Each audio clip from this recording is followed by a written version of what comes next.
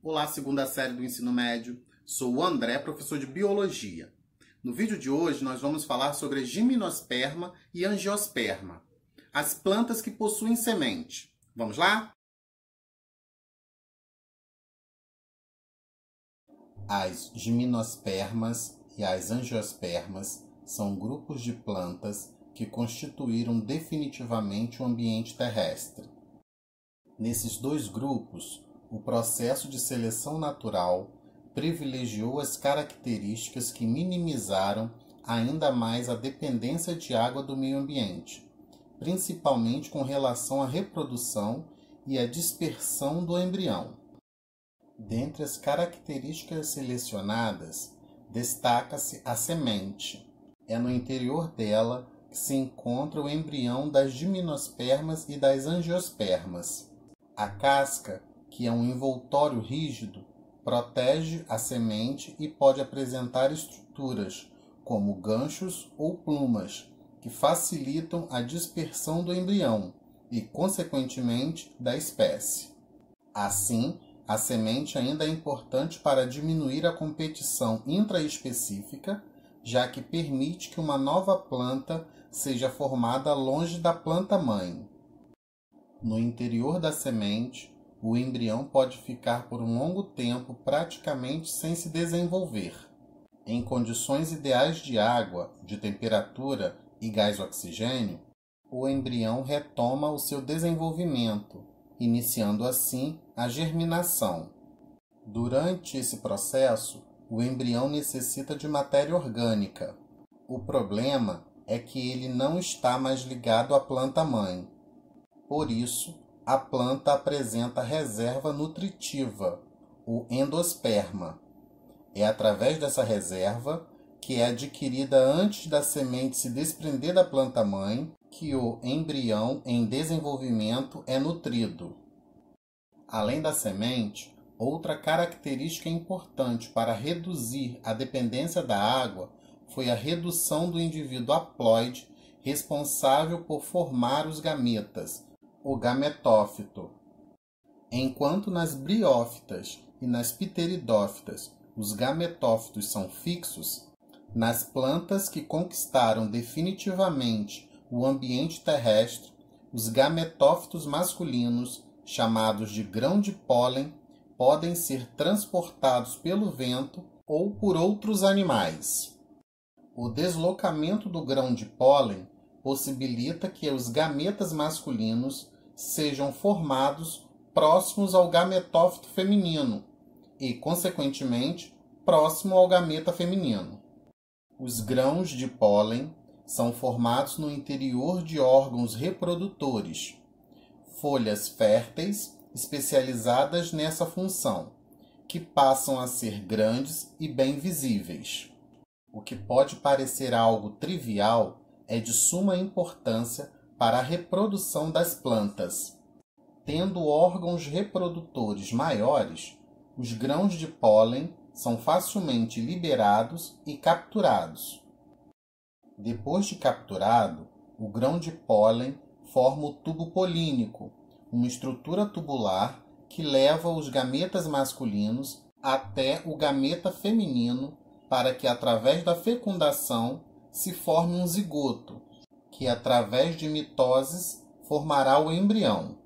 Assim, graças à redução de gametófito masculino e do tubo polínico, a fecundação passa a ser independente da água do ambiente.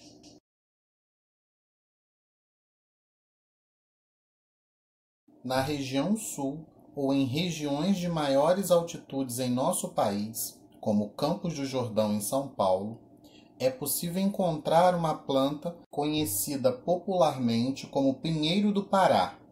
Essa planta, cujo nome científico é Araucária angustifolia, é o principal representante no Brasil do grupo das gimnospermas. A principal característica desse grupo, como seu próprio nome indica, é a presença de uma semente sem a formação de um fruto. O pinheiro do Pará, que na realidade é um tipo de araucária, apresenta órgãos reprodutores chamados de cone. É por isso que as araucárias e os pinheiros pertencem ao principal grupo das gimnospermas, o das coníferas. As coníferas são bem adaptadas às regiões frias, apresentando características que permitem essas plantas suportarem os invernos mais rígidos. Nos pinheiros, por exemplo, destacam-se as folhas em forma de agulha, folhas aciculadas que evitam a retenção de neve e também a perda excessiva de água por transpiração. Existem gimnospermas que não são coníferas. Esse é o caso das cicas, que são plantas parecidas com uma palmeira, encontrada em regiões tropicais e que são muito utilizadas em jardinagem. Os órgãos reprodutores das cicas e de todas as gimnospermas são chamados de estróbilos.